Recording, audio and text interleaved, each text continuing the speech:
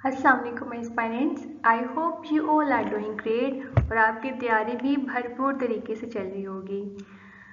Today I have a topic of political science of paper 1 from the Muslim philosophers. Muslim philosophers में से मैंने एक philosopher को pickup किया है, दैट इज़ अफ़गानी साहब। और अफ़गानी साहब के बारे में एक MCQs भी आए हैं CSS स्पेशल में, ठीक है। तो अफ़गानी साहब की जो पैन इस्लामिज़म थेरी है दैट इज़ वेरी इंपॉर्टेंट। और आजकल आपको पता है कि CSS के एग्ज़ाम्स में एग्जामिनर अपनी मर्ज़ी से कोई भी चीज़ उठा सकते हैं, ठीक है। तो इसलिए to secure a good marks in the exam it's very necessary to find grip on all topics of your syllabus, ठीक है। तो चलिए आज हम एक थ्योरी डिस्कस करेंगे अफ़गानी साहब की, जो कि है रिलीजियस कम पॉलिटिकल थ्योरी। लेकिन उससे पहले हम देख लेते हैं कि अफ़गानी साहब कहाँ पैदा हुए, कैसी तालीम हासिल की, किन कैरेक्टरिस्टिक्स के मालिक थे और देन क्या एम्स लेकर वो आगे बढ़े। So let's start our today's topic.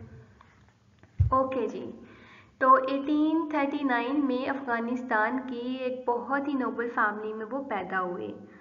Afghanistan में पैदा हुए इसका अंदाज़ा हम उनके नाम के साथ जो वर्ड अफ़गानी लगा हुआ है उससे भी लगा सकती हैं, ठीक है। उनकी खुशकिस्मती थी कि वो एक बहुत अच्छी फैमिली में पैदा हुए जिसका एक हाई पॉलिटिकल और सोशल पोजीशन था।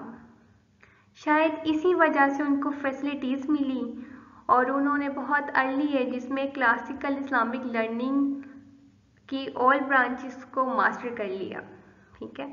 साथ ही साथ उनके अंदर काउंटलेस क्वालिटीज़ थी। उनके पास प्रोडिजियस लर्निंग थी, उन्होंने मुस्लिम्स के लिए अनटायरिंग एक्टिविटीज़ की, उनका करेज डॉन्टलेस था, ठीक है। और उनकी स्पीच और राइटिंग में बहुत ज़्यादा पावर थी, ठीक है।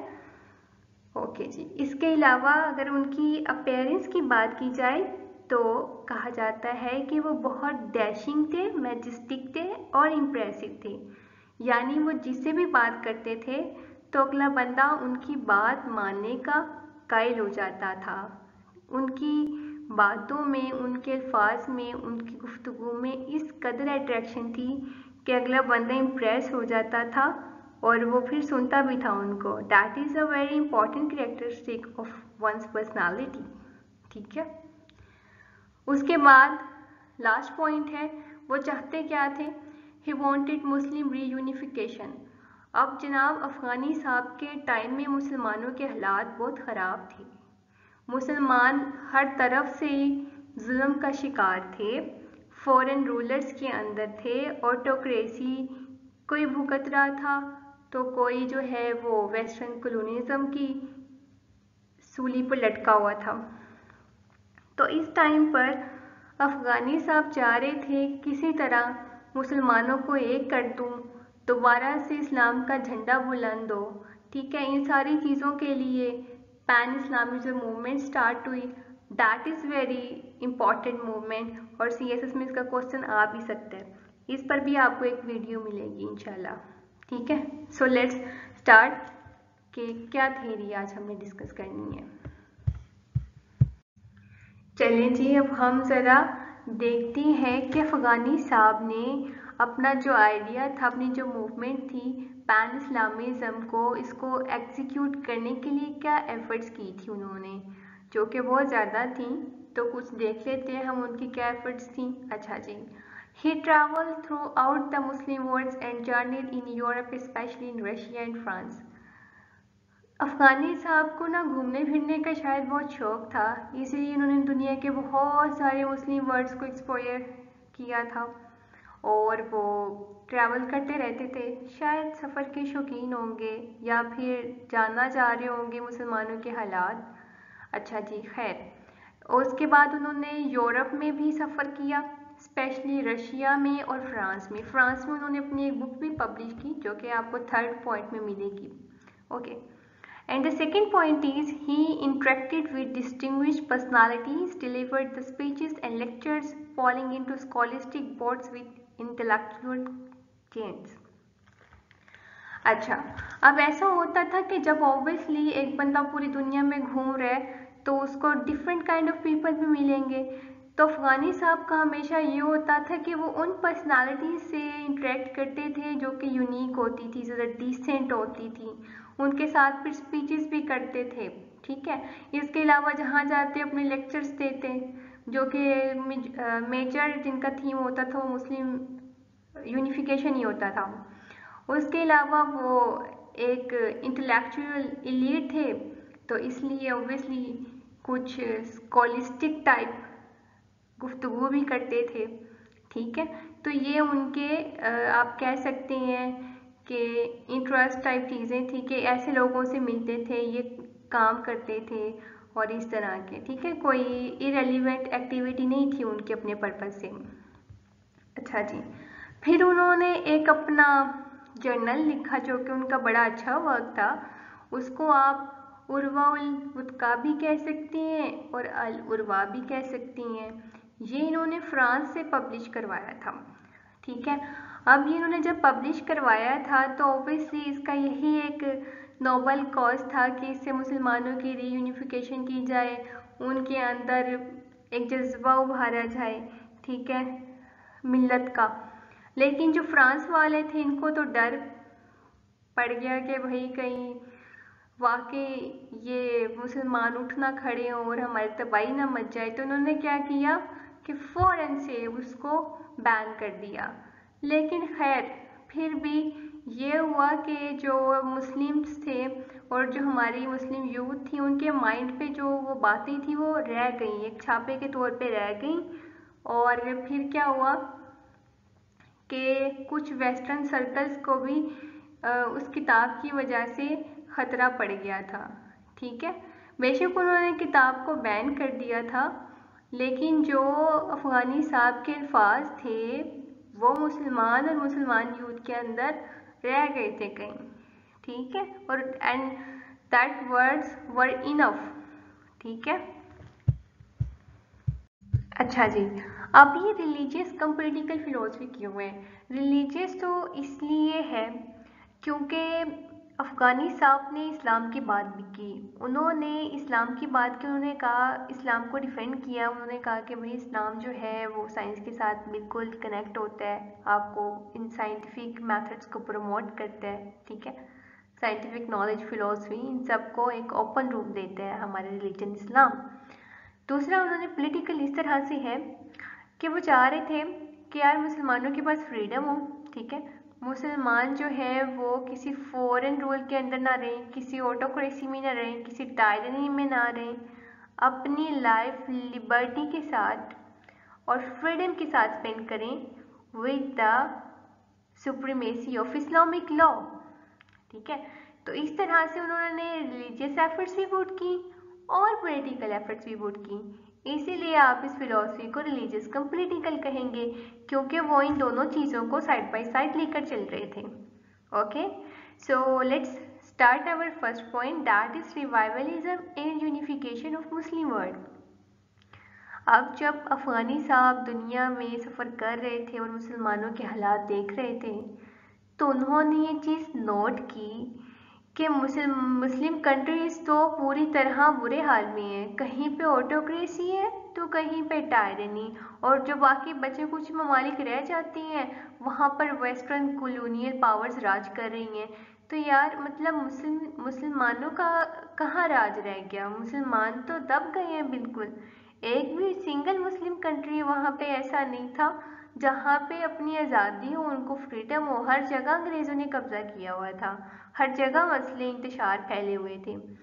तो ये चीज़ तो बहुत हर्ट कर गई थी अफ़गानी साहब को। फिर अफ़गानी साहब ने सोचा कि यार अब करेंगे बेहतरी, और उन्होंने फिर की, उन्होंने अपनी पूरी जान लगा दी इस पर्पज़ के लिए। अब उन्होंने क्या किया कि उन्होंने इस तरह से कुछ मूवमेंट्स स्टार्ट की जिसका मकसद ये था कि फॉरेन डोमिनेटर्स को उठा के फेंकें मुस्लिम कंट्री से बाहर, ठीक है, अपनी फतह हासिल कर लें, اپنی ہم لبرٹی گین کریں اور اپنا فریڈم اچیو کریں. یہ پرپس ہے افغانی صاحب کے. افغانی صاحب کو کسی طور یہ برداشت نہیں تھا کہ جو انگریز ہیں, جو وائٹ پیپل ہیں, ٹھیک ہے, وہ آ کے مسلم کنٹریز کے اندر تباہی مچائیں, مسلمانوں کو اپنا مظلوم بنا لیں, اور ہمارا جو مذہب ہے وہ کہیں پر I mean to say کہ وہ کہیں پر تھوڑا سا سائڈ پر ہو جائے. ٹھیک ہے, کیونکہ آپ کو پتہ ہے کہ جب یہ ایسٹ انڈیا کمپنی آیا تھا سب کانٹیننٹ میں, تو انہوں نے کیا کیا تھا, مسلمانوں کو کرسچینٹی میں کنورٹ کرنے کی بڑی کوشش کی تھی. تو جو مسلم بلیفز تھے وہ بھی خطرے میں تھے, تو ہر طرح سے خطرہ تھا. تو افغانی صاحب کو تو کسی طور یہ بات برداشت نہیں تھی, and he was doing his best کہ ہم لبرٹی, اپنی ٹرمپ اور اپنا فریڈم گین کریں. اب جناب جب افغانی صاحب اتنی ساری ایفرٹس کر رہے تھے تو بہت سارے مسلمز کے اندر یہ جذبہ جاگا کہ بالکل ہم آزادی حاصل کریں گے, اور اس کا نتیجہ یہ نکلا, اس کے کانسیکوینسز یہ نکلے کہ بہت سارے موومنٹس سٹارٹ ہو گئی مسلم کنٹریز کے اندر. وہ میں نے بولڈس کی ہوئی ہیں, یہ آپ پیپر میں ضرور لکھیے گا, انشاءاللہ ایک اچھا ایکسپریشن جائے گا. اچھا جی, ایران اور ٹرکی میں کانسٹیٹیوشنل موومنٹ سٹارٹ ہو گئی, ایجپٹ میں عربیت ریوولٹ ہوا, اور سوڈان میں مہدی موومنٹ ہوئی. یہ کچھ موومنٹس ہیں جن کا پرپس ایک ہی تھا, that was to gain freedom, that's all. ٹھیک ہے, اچھا جی, اب ہمارا سیکنڈ پوائنٹ یہ ہے کہ ریلیجیس ریفارمیشن. ٹھیک ہے, اب جناب افغانی صاحب چاہ رہے تھے کہ پولیٹیکل اسٹیبلٹی کے ساتھ ساتھ جو ریلیجیس ہے اس کو بھی اپ ہونا چاہیے, اسلامک ریوائولزم بھی چاہ رہے تھے وہ. ٹھیک ہے, اور افغانی صاحب نے, ایسا ہم نے شروع میں ڈسکس کیا نا کہ انہوں نے جو ہے وہ اسلامک لرننگ کے اندر ماسٹر کیا ہوا تھا, تو اوبویسلی وہ ریلیجن کو بہت اچھے سے انہوں نے پڑھا ہوا تھا, وہ سمجھتے تھے ہر چیز کی باریکی کو. تو اور پہلی بات یہ کہ وہ ایک ریلیجیس ریفارمر تھے, اوبویسلی ان کی نالج جو ایسی تھی. اب کیا ہوا کہ اس ٹائم جناب بڑا فساد چل رہا تھا کہ جو سائنس ہے نا وہ تو بڑی ترقی کر رہی ہے, اور جو اسلام ہے, جو ہمارے اسلامک رولز ہیں, ان کو انگریز کہتے تھے کہ دے آر ناٹ پروگریسو, ان سے تو ترقی نہیں ہو سکتی. ٹھیک ہے, ترقی تو صرف سائنس کر سکتی ہے, یا اسلام تو آپ کو آگے آنے سے روکتا ہے. تو اس طرح کی چیزیں اور باتیں جو ہے وہ انگریز کرتے تھے. تو افغانی صاحب نے کیا کیا کہ افغانی صاحب نے اس مسکنسیپشن کو ختم کرنے کی پوری کوشش کی, جس کوشش میں وہ بہت حد تک کامیاب بھی رہے. انہوں نے کہا کہ جناب یہ جو اسلام ہے, ٹھیک ہے, اس کی فلسفیکل پوزیشن بالکل سائنٹیفک میتھڈ کے ایکول ہے. یعنی انہوں نے کہا کہ اسلام جو ہے وہ نہ تو آپ کو ترقی سے روکتا ہے, نہ آپ کو ایکسپیریمنٹ سے روکتا ہے, نہ آپ کو کسی فلسفی سے روکتا ہے. ایون اسلام تو پروموٹ کرتا ہے کہ آپ زیادہ سے زیادہ ریسرچ کریں, آپ خود فائنڈ آؤٹ کریں. تو یہ کیسے ہو سکتا ہے کہ اسلام جو ہے وہ سائنس سے اپوزٹ چل رہا ہے؟ اسلام میں تو خود ایک سائنس ہے, اسلام تو سائنس کو پروموٹ کرتا ہے. ٹھیک ہے, اللہ تعالیٰ تو کہتے ہیں کہ دیکھو جا کے زمین میں کیسے فصلیں اگتی ہیں کیا, تو یہ تو اسلام تو پروموٹ کر رہا ہے. تو آپ کیسے کہہ سکتے ہیں کہ جناب سائنٹیفک تھاٹس نہیں ہیں اسلام کے اندر, یا وہ کر نہیں سکتے؟ تو اس طرح سے پھر انہوں نے پوری ایک اسلامک ڈاکٹرائن بنائی جس کے اندر انہوں نے یہ چیزیں بتائی, انہوں نے انٹرپریٹیشن کی اسلام کی سائنس کے ساتھ کہ اسلام تو پروموٹ کرتا ہے سائنس کو. ٹھیک ہے, تو انہوں نے مسکنسیپشن ختم کی کہ اسلام جو ہے وہ آپ کو ترقی سے روکتا ہے. یہ ایک بڑی مسکنسیپشن تھی. سیکنڈ پوائنٹ یہ ہے کہ due to political and religious turmoil, all forces of Islam were scattered due to internal conflicts on the basis of creedal distinctions. اچھا, ایک بات یہاں پہ بڑی ہی کوئی دکھ دینے والی ہے کہ آج تک مسلمان اگر تباہ ہوئے ہیں نا تو وہ اپنی وجہ سے تباہ ہوئے ہیں, اپنی حسد کی وجہ سے تباہ ہوئے ہیں, اپنے ذاتی مسئلوں کی وجہ سے تباہ ہوئے ہیں. اس ٹائم یہ تھا کہ اسلام جو ہے نا وہ بکھر گیا تھا, صرف ایکسٹرنل فورسز کی وجہ سے نہیں بلکہ مسلمانوں کے اپنے بلیفز میں بھی مسئلہ آ رہا تھا. ٹھیک ہے، ذات کا مسئلہ، اس کے علاوہ رنگ کا مسئلہ، نسل کا مسئلہ، یہ انٹرنل کانفلکٹس تھے. ٹھیک ہے، جو کمیونٹی کے اندر پھیلے ہوئے تھے اور جو اسلام تھا وہ بکھر گیا تھا ان چیزوں کی وجہ سے. تو افغانی صاحب نے ان چیزوں کو ختم کرنے کی بھی کوشش کی تھی. اس کے علاوہ افغانی صاحب بغیر کسی خوف کے کانسٹیٹیوشنل ریفارمز اور جسٹس کے لیے کھڑے ہوئے. انہوں نے اسلامک لا یعنی اسلام کا قانون امپوز کرنے کے بہت کوشش کی اور اپنی پوری کوشش کی کہ انسانوں کے ان کو حقوق دیے جائیں. ٹھیک ہے،